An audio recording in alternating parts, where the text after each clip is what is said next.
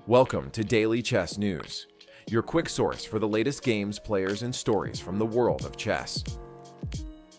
Fabiano Caruana gave a refreshingly honest take in his latest podcast appearance, and let's just say, he didn't hold back. From calling Title Tuesday, quote, a stupid tournament, to openly acknowledging that match fixing has happened at the top level. He also weighed in on the ongoing cheating debate, suggesting online cheating is likely more widespread simply because it's easier, while over-the-board cases, though rarer, carry much heavier consequences.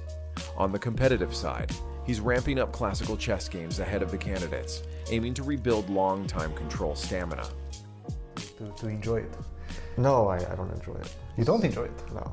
It's, Come on, of course you enjoy it. It's a stupid tournament. Actually. Yeah, like I was a little bit surprised when I played the US Masters. It's so easy to cheat and if you really want and the it. security there was security, I want to say, in the Charlotte Chess Club tournament.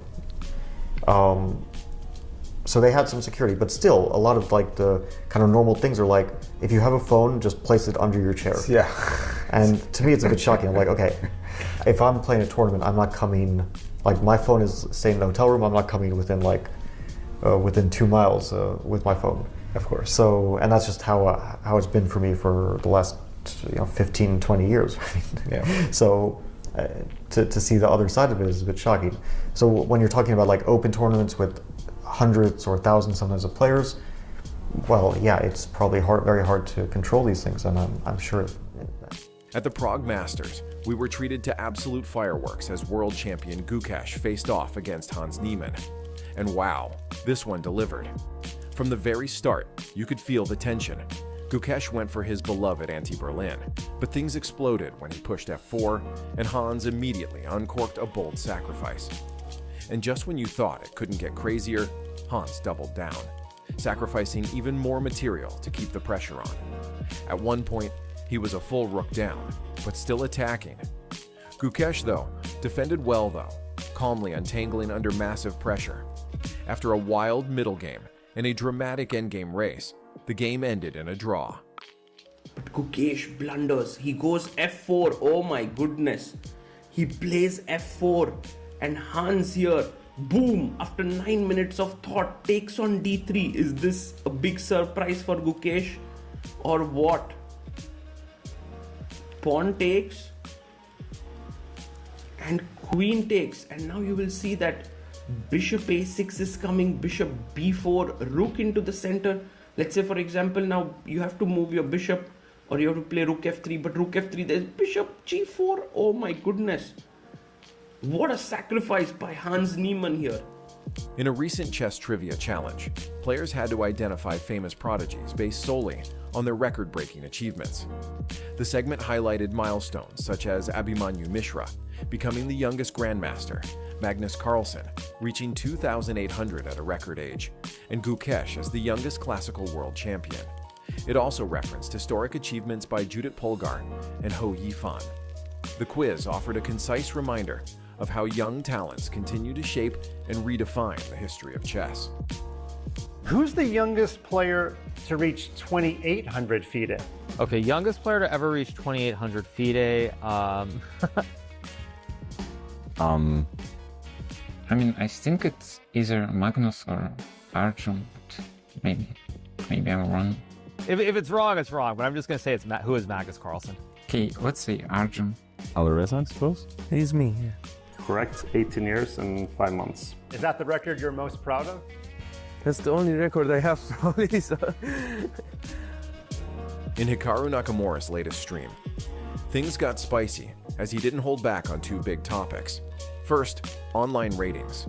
He claimed chess.com ratings are, quote, very juiced, saying too many players are reaching 2,800 to 2,850, while being overrated, and added that rating inflation actually helps him farm them endlessly. He was also asked about retirement. He said most top players don't step away because there's nothing else they can do to make money, calling it a simple, brutal answer. Do I think chess.com ratings get more inflated? Yes. Actually, what I would say is I think one of the biggest reasons I'm able to keep my rating so high is specifically for that reason. I think that the ratings are very, very juiced.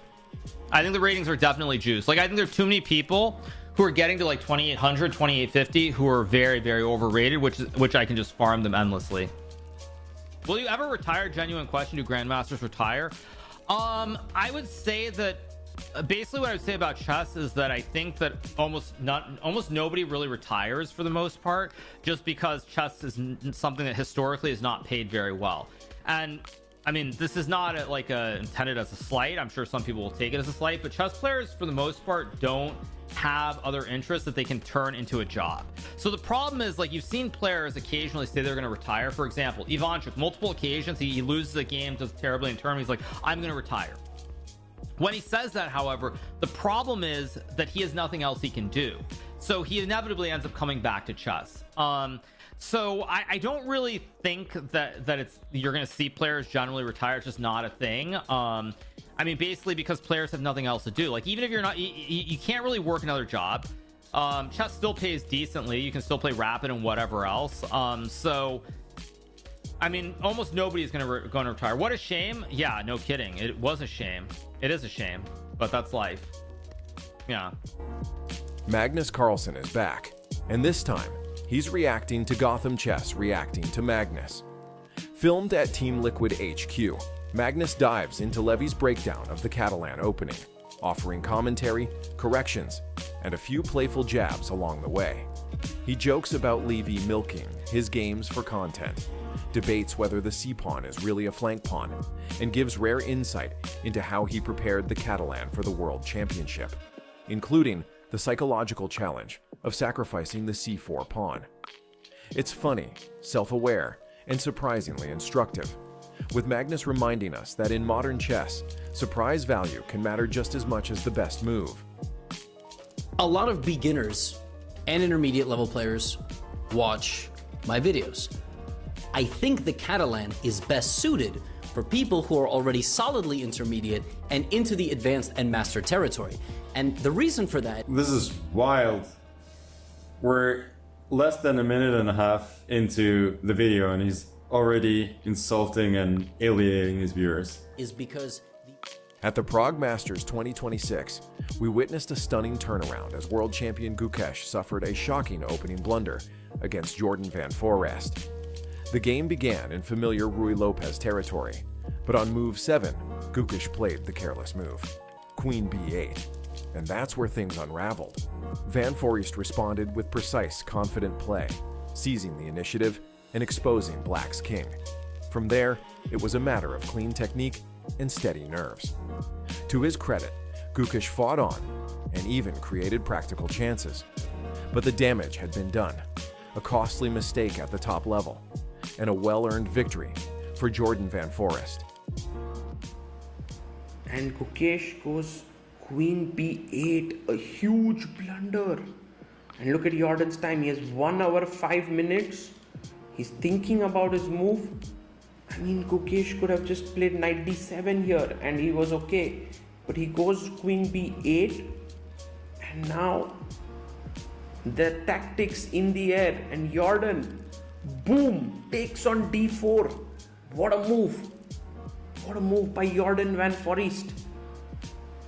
He takes, and now the point of this all, e5. You know, the queens are opposite each other, but e5, excellent move.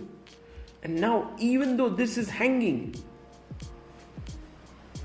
he takes on c3, Gukesh. I mean, if you went knight h5 here, queen d3 with a mating threat and e7 hanging, it doesn't work.